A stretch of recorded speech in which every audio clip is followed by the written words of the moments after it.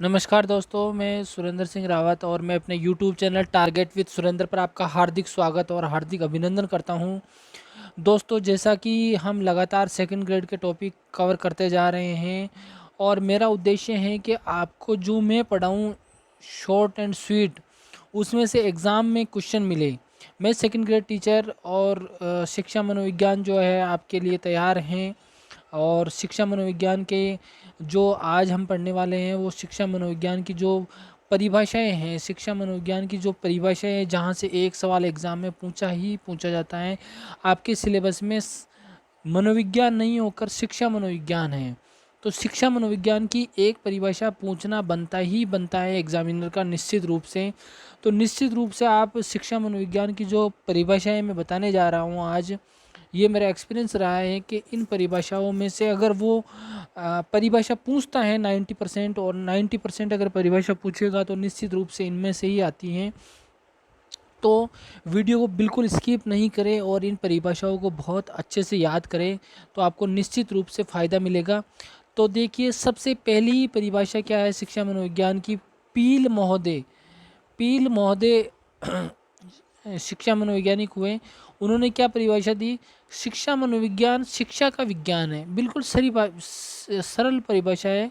शिक्षा मनोविज्ञान शिक्षा का विज्ञान है, सीधी सिंपल परिभाषा। पील महोदय ने क्या कहा? शिक्षा मनोविज्ञान शिक्षा का विज्ञान है। याद कर ले अच्छे से, बार बार। इसको तरीका यही है, इसको इसको इन परिभाषाओं को रटना ही पड़ेगा और कोई तरीका नहीं है। तो इनको याद करना ही पड़ेगा बहुत अच्छे से। तो शिक्षा मनोविज्ञान किसका विज्ञान है? शिक्षा का विज्ञान है। ये परिभाषा पील महोदय और आरपीएससी में पूछी हुई परिभाषा है। इसमें से शायद ही कोई ऐसी परिभाषा होगी जो आरपीएससी ने नहीं पूछी है। स्किनर महोदय क्या कहते हैं? शिक्षा मनोविज्ञान के अंतर्गत शिक्षा से संबंधित संपूर्ण व्यवहार एवं व्यक्तित्व आ जाता है। शिक्षा से संबंधित संपूर्ण व्यवहार और व्यक्तित्व आ जाता है, ये इनकी मूल बात है। शिक्षा मनोविज्ञान के अंतर्गत क्या आ जाता है? शिक्षा से संबंधित संपूर्ण व्यवहार, शिक्षा से रिलेटेड जितना भी व्यवहार हैं और जितना भी व्यक्तित्व है, वो संपूर्ण व्यक्तित्व और व्यवहार आ जाता है। तो व्यक्तित्व और व्यवहार इसके कीवर्ड हो गए, यानी शिक्षा से संबंधित जितने भी संपूर्ण व्यक्तित्व और व्यवहार है वो इसमें आ जाते हैं। ये इनकी परिभाषा रही, ये भी आरपीएससी में पूछी है। स्किनर की दो परिभाषा है। दूसरी परिभाषा देखिए, शिक्षा मनोविज्ञान मनोविज्ञान की वह शाखा है जो शिक्षण एवं सीखने से संबंधित है। शिक्षण और सीखने से संबंधित है। शिक्षा मनोविज्ञान मनोविज्ञान की वह शाखा है जो शिक्षण और सीखने से संबंधित है। इन्होंने ये परिभाषा दी है। तो ये भी दोनों इम्पोर्टेंट है, दोनों ही आरपीएससी में पूछी गई है। इसको हल्के में बिल्कुल नहीं ले एक भी परिभाषा को, सारी परिभाषाएं पूछी गई है। तो स्किनर तक हमने पढ़ लिया। स्किनर के बाद में अपन पढ़ने वाले हैं, स्किनर की एक और परिभाषा रह गई। स्किनर की एक और परिभाषा है, शिक्षा मनोविज्ञान मानवीय व्यवहार और शैक्षणिक परिस्थितियों में अध्ययन करता है।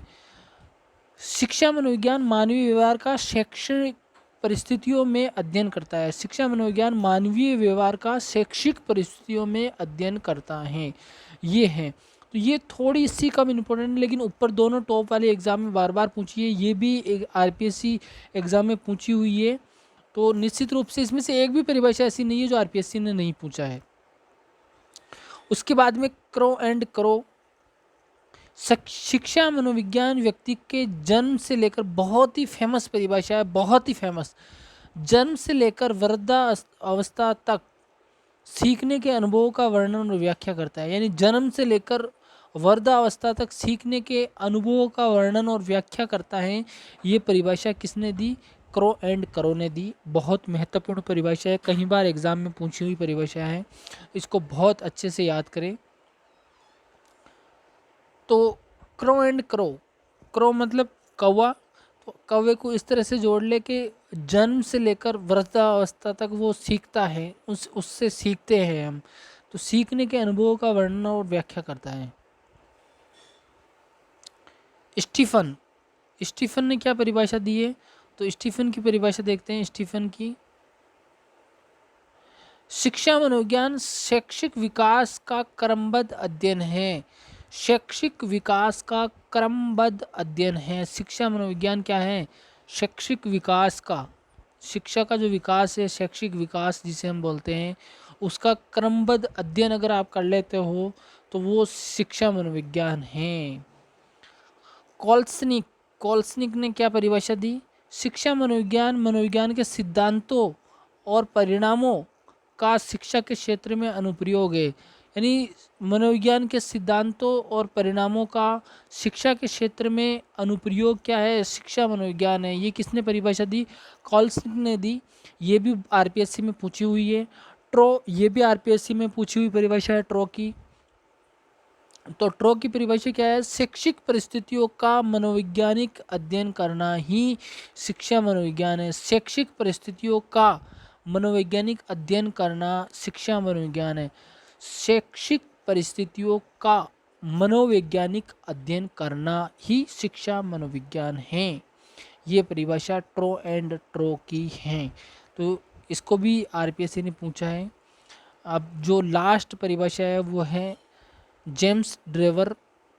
मैंने वही परिभाषा ली है सारी जो आरपीएससी ने एग्ज़ाम्स में पूछी हैं, चाहे वो फर्स्ट ग्रेड का एग्ज़ाम हो या सेकंड ग्रेड का एग्ज़ाम हो, या फिर RPSC first grade second grade लेती है, रीड नहीं लेती है।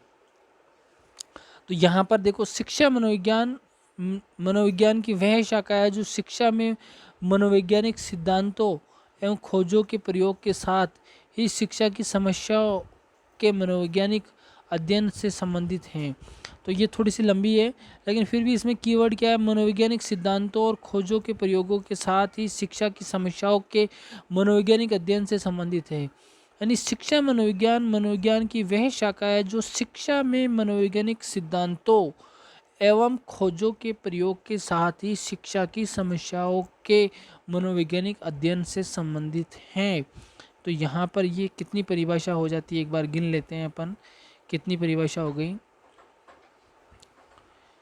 1 2,